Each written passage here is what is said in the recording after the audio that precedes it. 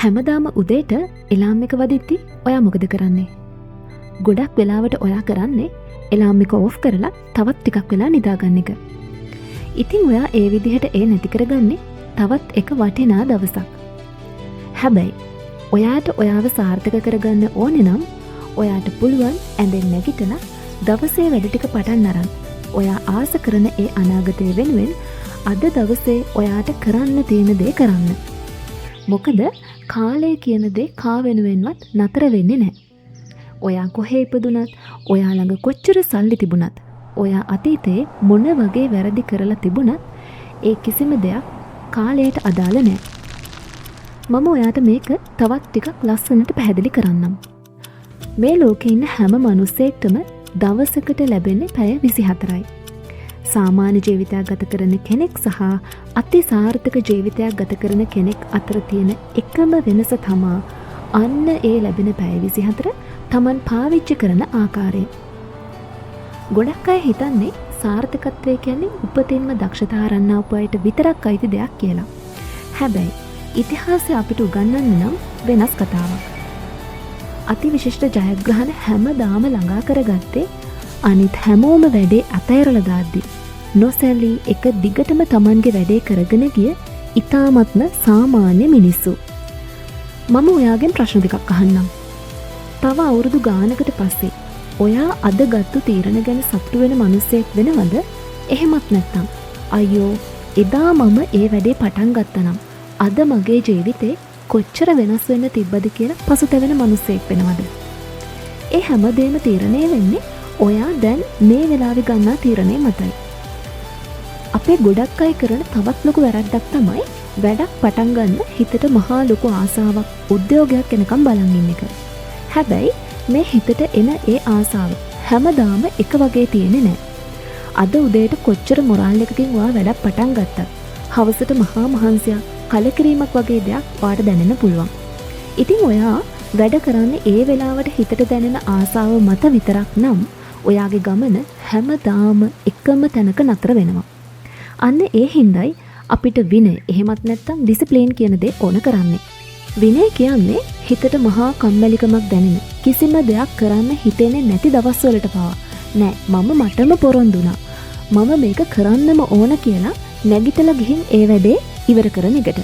උදාහරණයක් විදිහට කියනවා නම් ලෝක ශූරතාවලියකට ලෑස්ති වෙන මල්ල ක්‍රීඩකයෙක් ගැන පොඩ්ඩක් හිතන්න. එයාලා පුහුණුවීම් කරන්නේ Tamanට ආස හිතුණු දවස්වලට විතරක්ම නෙවෙයි. මහ වැස්ස වෙලාවට, ඇඟපත රිදෙන වෙලාවට, කවුරුත් Taman දිහා බලන්නේ නැති වෙලාවට පවා එයාලා පුහුණුවීම් කරනවා. අන්න ඒකයි මේ විශ්වයේ එයාලව ලෝක ශූරයන් කරන්නේ. ඒක මලල ක්‍රීඩාවට විතරක් නෙවෙයි. ඔයා අලුතින් බිස්නස් එකක් පටන් ගත්තත්, ඉගෙන ගත්තත්, ජිම් එකට ගියත් ඒ හැම දෙයකටම මේක පොදුයි.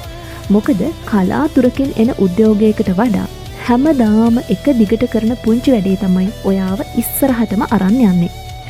හැබැයි ඔය ගමන යද්දී අපිට හමු වෙන ලොකුම සතුට කවුද දන්නවද?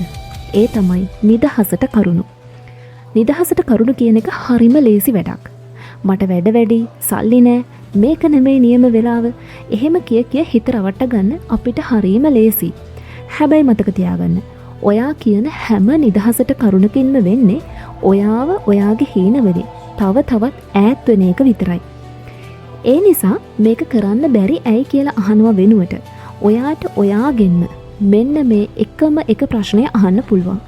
මට අද දවසේ මගේ ඉලක්කය වෙනුවෙන් කරන්න පුළුවන් ඉතාමත්ම කුඩා පියවර මොකක්ද? මොකද සාර්ථකත්වය කියන්නේ මහා විශාල පින්මකින් ළඟා කරගන්න පුළුවන් දෙයක් නෙවෙයි.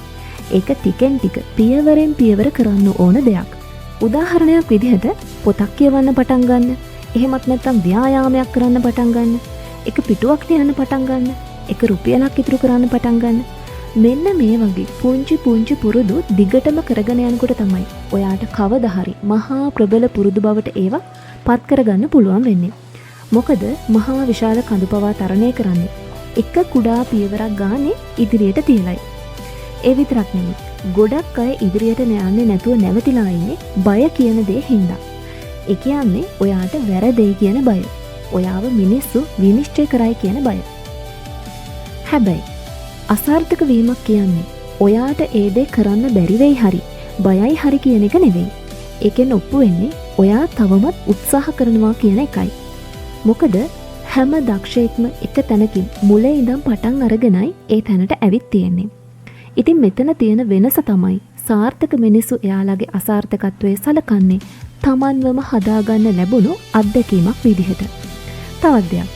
අද ලෝකේ ඔයාගේ කාලය හොරකම් කරන මහා නිහඬ සතුරෙක් ඉන්නවා. ඒ තමයි අවධානය වෙනතකට යොමු කරන දේවල්. ඉවරයක් නැති නොටිෆිකේෂන්, වීඩියෝ, මැසේජ් ඔයාටම නොදැනී ඔයාගේ මිනිත්තු, පැය, දින ගණන් ජීවිතෙන් අතුරුදහන් කරලා දානවා. තාක්ෂණය කියන්නේ මහා වටින මෙවලම. හැබැයි ඔයා ඒක පාලනය කළේ නැත්නම් ඒක ඔයාව පාලනය කරන්න පටන් ගන්නවා. ඒ නිසා ඔයාගේ අවධානය ආරක්ෂා කරගන්න. එක පැයක් නිශ්ශබ්දව කරන වැඩකට පුළුවන් පැය 5ක් බාධා මැද කරන වැඩකට වඩා සුපිරි ප්‍රතිඵලයක් දෙන්න. ඒ වගේම ඔයා ආශ්‍රය කරන මිනිසුත් ඔයාට මහා ලොකු බලපෑමක් කරනවා. ඔයා වට කරගෙන ඉන්න හැම තිස්සෙම ඔයාව අධෛර්යමත් කරන මිනිස්සු නම් ඔයාගේ මනසත් හිමින් සැරේ ඒ තත්වයටම පත් වෙනවා.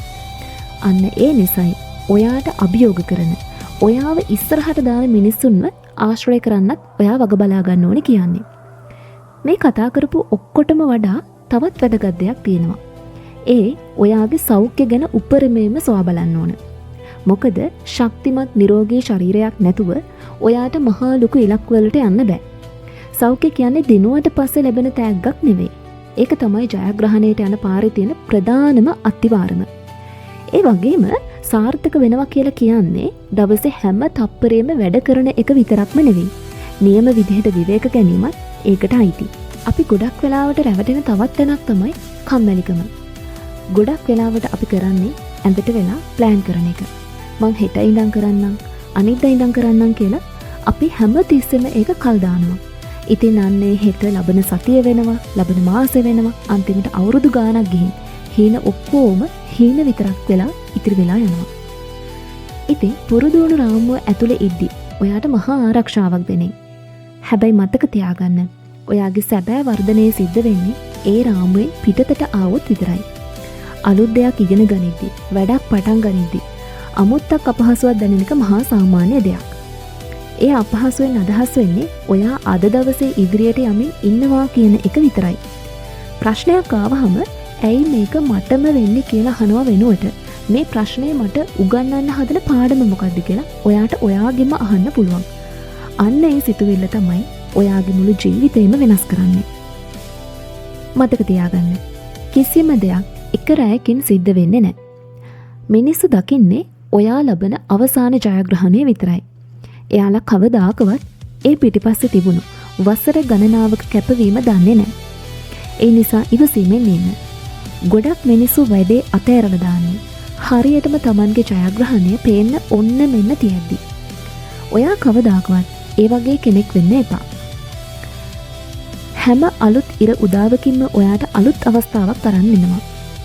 ඔයාගේ අතීතයට බෑ ඔයාගේ අනාගතය තීරණය කරන්න. ඒක තීරණය කරන්නේ ඔයා අද දවසේ ගන්නා තීරණය විතරයි. අදම තීරණය කරන්න. නිදහසට කරුණු කියන එක නවත්තලා දාන්න. අදම තීරණය කරන්න. ඊට වඩා විනයගරුක මිනිසෙක් වෙන්න. මොකද ඔයා වෙන්න හීන දකින ඒ සාර්ථක මිනිසයා බිහි වෙන්නේ නිකන් වාසනාවකින් නෙවෙයි. ඔයා හැමදාම ගන්න පුංචි පුංචි තීරණ සහ ක්‍රියාවන් නිසයි. ඔයාගේ වගකීම ඔයාම බාරගන්න. ඔයාගේ කාලය ආරක්ෂා කරගන්න. ඔයාගේ විනය ශක්තිමත් කරගන්න. ඔයාගේ උපරිම ශක්තිය කෙරෙහි විශ්වාසය තබන්න. తాවකාලික සුවපහසුවකට ඔයාගේ ස්ථිර සාර්ථකත්වය හොරකම් කරන්න කිසි විටකත් ඉඩ දෙන්න එපා. ඔයාගේ අනාගතේ ගොඩනැගෙන්නේ ඔයා අද ගන්න එකම එක තීරණයකින්. අද දවසේ ගන්නා ඒ තීරණය ඔයාගේ ජීවිතේ වටිනාම තීරණය බවට පත් කරගන්න. ඔබට ජයග්‍රාහී අනාගතයක් ප්‍රාර්ථනා කරනවා.